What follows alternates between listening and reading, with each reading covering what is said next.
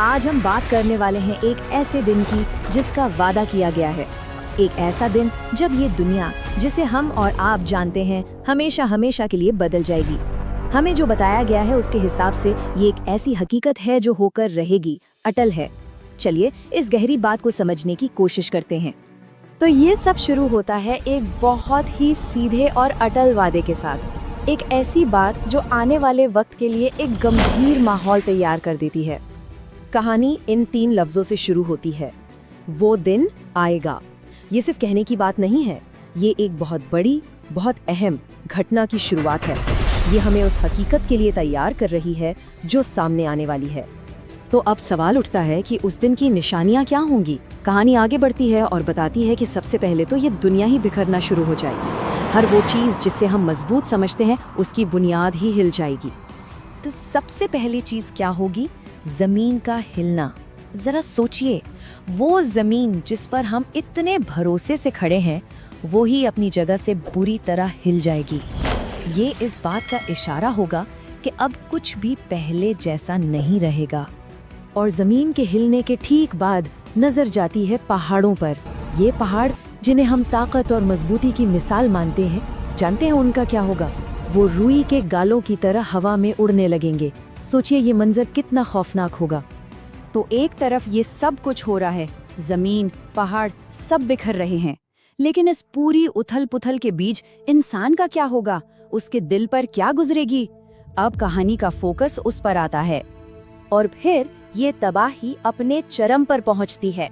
सूरज जो रोशनी और जिंदगी की वजह है, वही अपनी रोशनी खो देगा। वो बेनूर हो जाएगा। ये वो पल होगा जब हर उम्मीद खत्म होती दिखेगी और हर तरफ सिर्फ अंधेरा ही अंधेरा होगा।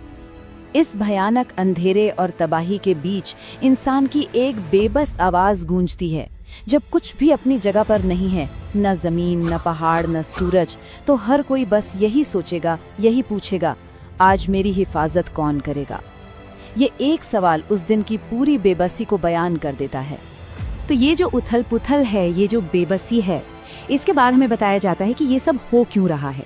इसका एक नाम है और एक मकसद भी। ये सिर्फ तबाही नहीं है, इसके पीछे एक बहुत गहरा मतलब छुपा है। इस दिन को नाम दिया गया है क़यामत का दिन। और इसका मतलब क्या है? बिल्कुल साफ है। ये वो दिन है जब हर एक इंसान को, हर आत्मा को अपने कर्मों का, अपने आमाल का हिसाब देना होगा। जो भी किया है, अच्छा या बुरा, सबका सब सामने लाया जाएगा। अब हम आते हैं इस पूरी बात के सबसे जरूरी हिस्से पर कि ये जो इंसाफ होगा, इसका पैमाना क्या होगा? मतलब ये हिसाब किताब कितना बारीक होगा? इसका जवाब हमें एक आखिरी बात में मिलता है जो इस पूरे दिन का निचोड़ है। ये एक ऐसी बात है जो हमें सोचने पर मजबूर कर देगी कि असल में इंसाफ होता क्या है। और वो फरमान है, जिसने राई के दाने के बराबर भी भलाई की होगी वो उसे देखेगा।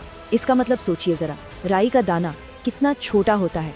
मतलब कोई भी नेकी, कोई भी अच्छा काम, चाहे वो कितना ही मामूली क्यों न लगे, वो नजरअंदाज नहीं होगा। हर छोटी से छोटी अच्छाई का हिसाब होगा। ये हमें एक ऐसे इंसाफ के बारे में बताता है जहाँ कुछ भी बेकार नहीं जाता।